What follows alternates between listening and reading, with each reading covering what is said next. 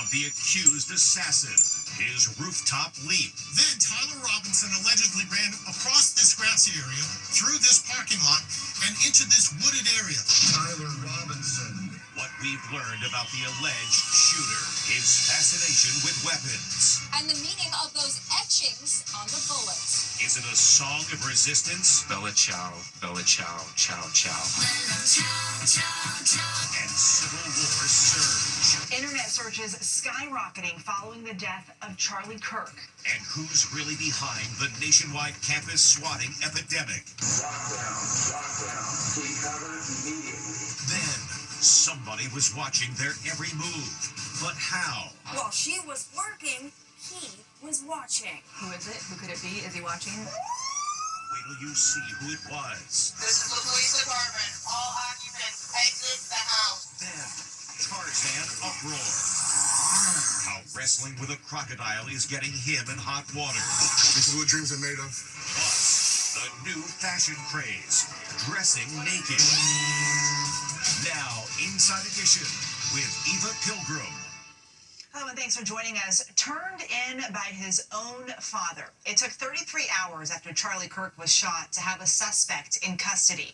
President Trump was the first to announce the manhunt was over during a live TV interview. Jim Murray begins our coverage from Utah. We got him. We're learning more today about the capture of Charlie Kirk's suspected assassin. The suspect was taken into custody at 10 p.m. local time. His uncle recognized Tyler Robinson from those photos released by the FBI. I thought it looked like Tyler, the uncle tells the Wall Street Journal.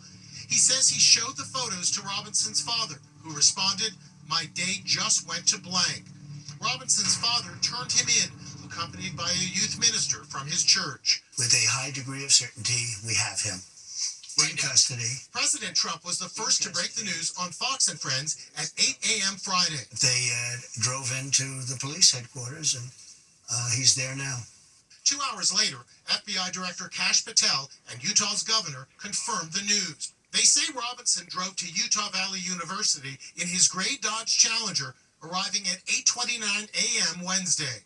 New video shows him walking to the campus, dragging his right leg, leading to speculation that he was hiding the gun down his pants. He climbed onto the roof of the Losi Student Center, where he laid in wait. He just ran from over there, ran in, and I was right there. This image shows his line of sight to the tent where Charlie Kirk was sitting. You can see the imprint of a body on the loose gravel, a sniper's nest. After assassinating Charlie Kirk, the FBI says Robinson ran across the roof, jumped off, and fled the campus. This is the roof on the FBI video. You can see it's quite a leap. It measures about 15 feet. Where he landed is marked clearly with cones. Then Tyler Robinson ran across this grassy area, through this parking lot, and into this wooded area, which is still cordoned off by police tape. That's where police later found a rifle wrapped in a towel. You can see him holding the gun in the towel as he climbs off the roof. The towel falls off when he lands, and he quickly grabs it before running away. Notice he's limping. Did he hurt his leg when he jumped? And did his distinctive backpack help his uncle recognize him? It's a Zola laptop backpack, and we found it on Amazon for $23. His patriotic shirt is from a disabled veterans charity. Meanwhile, Charlie Kirk's remains were flown home to Arizona Thursday. Vice President J.D. Vance helped carry the casket onto Air Force Two. And Second Lady Usha Vance held hands with Kirk's widow, Erica, after they landed in Phoenix. Kirk's funeral is scheduled for next week, and President Trump plans to attend. What's going to happen to this guy? Well, I hope he's going to be found guilty, I would imagine, and I hope he gets the death penalty. So what was his motive? Tyler Robinson's family told authorities he had recently become more political, saying days before the shooting, the 22-year-old accused assassin went on a rant about Charlie Kirk. Ann Ricagliano has more. It's the accused assassin posing with a .50 caliber machine gun. The chilling photo was taken at a military recruiting event. Tyler Robinson also posed with an anti-tank missile launcher. Here's what we've learned about the 22-year-old suspect accused of the political assassination that is shocking America. Tyler Robinson. He graduated from Pineview High School in Washington, Utah in 2021. Graduation photos with his proud mom, Amber, show him with a lei made from dollar bills as a graduation gift. His ACT score is 34, the top 1%, and he had a 4.0 grade point average. His mom took video the moment he learned he had earned a scholarship. Congratulations, you have been selected to receive the Resident Presidential Scholarship from Utah State University.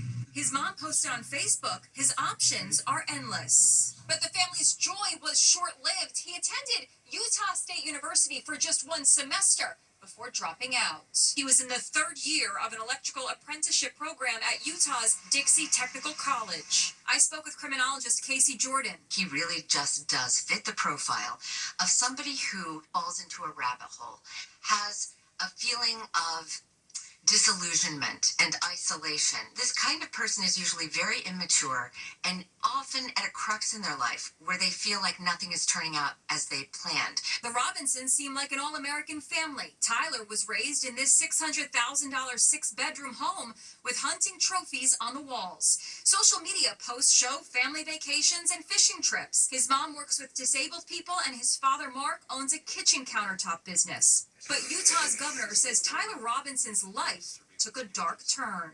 Investigators interviewed a family member of Robinson who stated that Robinson had become more political in recent years. He said that at a family dinner just days before the shooting, Robinson vented about the visit of Charlie Kirk to Utah Valley University. They talked about why they didn't like him and the viewpoints that he had.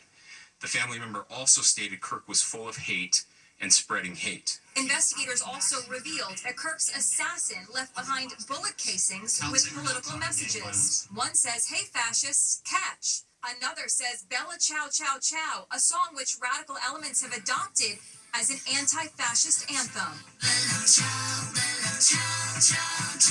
Also on a bullet casing, this symbol, which comes from a violent video game, Helldivers 2.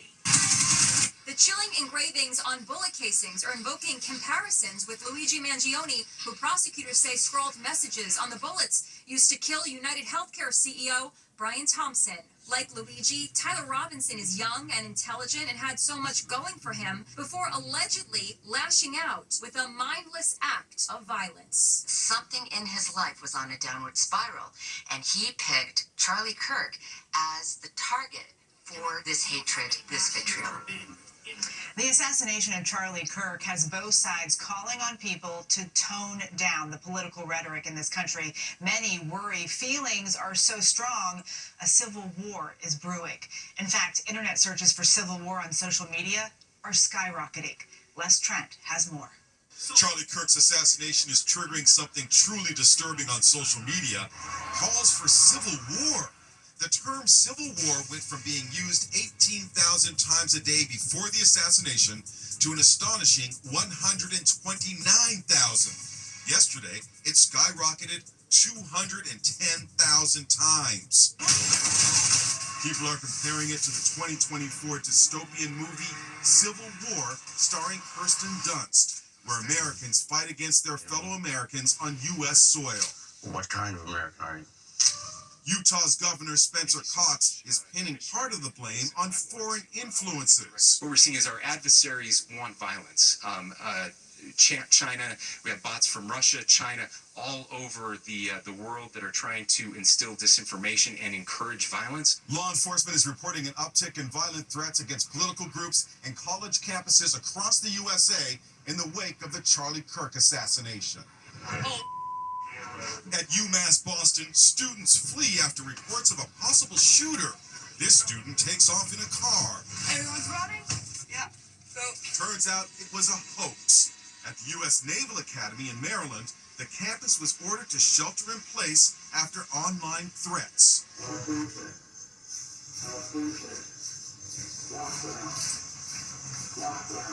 In the panic, a midshipman was actually shot after reportedly mistaking law enforcement for a shooter. 6 historically black campuses were also placed in lockdown after being targeted by a hoax. Former FBI agent Richard Frankel says the online hoaxes are getting worse due to sinister cyber groups like one calling itself Purgatory. They've been around for a while. They take credit for it. They train people If you know how to get on the dark web, you can go on there and actually engage and be trained and then go out and commit your own acts of swatting. Charlie Kirk's alleged assassin is reportedly not talking to investigators. He's expected to make his first appearance in court on Tuesday. Who is watching them? Women working behind a bar started getting creepy phone calls from a mystery man who knew exactly what they were wearing. Somehow the man was watching their every move. Allison Hall tells us who that man is, and it may shock you. Raid! This is the police department. All occupants exit the house. Deploying a drone and a giant battering ram, the SWAT team moves in on a house in this quiet suburban town outside Cleveland. Please don't move! Robert Hosebar, you're under arrest! They're after this guy. His name is Robert Hosebar, and for years, police say he's been terrorizing women in a most sinister way. What do you do for cameras, alarm systems? His job is installing video security systems, and he is accused of using his access to victims' homes and businesses to spy on them. I cannot believe that you just watched this entire time. Julie Runyon says she and her coworkers started receiving disturbing calls and text messages from a stranger while they were at work bartending. Very explicit, disgusting things about what we were wearing and what we looked like, what he wanted to do to us. But how did he know what she was wearing? It turns out Hosevar installed these security cameras at the bar. So while she was working, he was watching. He's just watching the whole time and just tormenting us. And I didn't know if he was here or where he was. It made you paranoid. Yeah. Yeah. It just always made you on edge. It's always just like, who is it? Who could it be? Is he watching? Is he following me? He wanted to make them feel vulnerable and scared. He even left trinkets inside their businesses to let them know that he's been around. He had full access to them, and they had no privacy. During his interrogation, detectives expressed full confidence that they had nailed him. It's not a question of if you did something. It's a statement of I know you did something. Police say they found dozens of electronic devices he used to watch and harass his victims in real time. I will present a unbeatable case against you. And that they did. In court, the judge showed no mercy, sentencing Hosevar to 22 and a half years in prison. He's a sick, perverted man. I mean, he deserves it. Robert Hosebar, you're under arrest! Hosevar, who is now a registered sex offender, was convicted of stalking 7 women after installing their security systems. Actresses Margot Robbie and Dakota Johnson are showing off a look that's turning heads. Sheer dresses. But how can you get the style without looking, well, naked? Margot Robbie causing a sensation on the red carpet. Look at her sheer Armani dress shimmering as she posed for the premiere of her new film, A Big, Bold, Beautiful Journey. The gown was backless, except for the straps, connected by a jeweled clasp. Dakota Johnson got the memo at a charity event in Manhattan. She wore a stunning lace Gucci gown, embroidered with flowers. She kept it a bit modest, wearing a black bra and G-string underneath. Singer Sabrina Carpenter strategically placed embellishments on her dress at the VMAs, and Nikki Glazer also embraced the naked dress look. Let's style a sheer dress. How to wear sheer without going too far. So I did stockings, these little black shorts, and a black bralette. And I'm gonna put on a lacy black bra. I'm ready. And is model Brooks Nader bringing new meaning to playing doubles? It's being reported that the 28-year-old Sports Illustrated model was dating both Yannick Sinner and Carlos Alcaraz, who famously faced each other in the U.S. Open men's final. It sounds straight out of the plot of Zendaya's movie Challengers, where she's involved in a love triangle with 2 players. Brooks was coy when she appeared on Jimmy Kimmel. Are you dating the Italian tennis superstar Yannick Sinner? Your clothes are warm. Oh, I see. Oh, it's somebody else? You're warm. A photo shows her at one of Alcaraz's matches, and her sister says, yep, Brooks is now dating him, not Sinner. Stay tuned. We'll be back with much more Inside Edition after this. Real-life Tarzan uproar. This guy's 15 million followers love to see him wrangling all sorts of dangerous animals. Now, he's causing controversy for capturing 2 wild crocodiles. This guy calls himself the real Tarzan. Now, videos he just posted are getting him into hot water with wildlife officials in Australia. In one video, Mike Holston can be seen jumping into shallow water to chase a freshwater crocodile. Oh, it's got him. The croc bites him and draws blood before Holston gets a grip on it. This is what dreams are made of.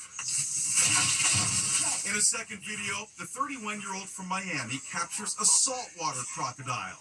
He holds it by the neck and lifts it for the camera. He's big. Both videos were shot in Australia, where an irate wildlife official is calling the stunts extremely dangerous and illegal.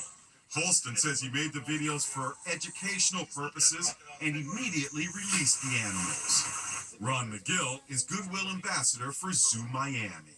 This guy is basically just trying to demonstrate machismo, doing something that, first of all, is illegal. He's disrespecting the wildlife, he's disrespecting the country, and he's doing something stupid. The fine for interfering with a crocodile in Australia can be up to $25,000. Still to come, why actress Mary Lou Hanna remembers virtually everything.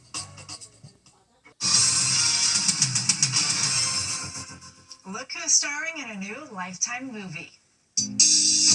She delighted audiences in the classic 70s sitcom Taxi.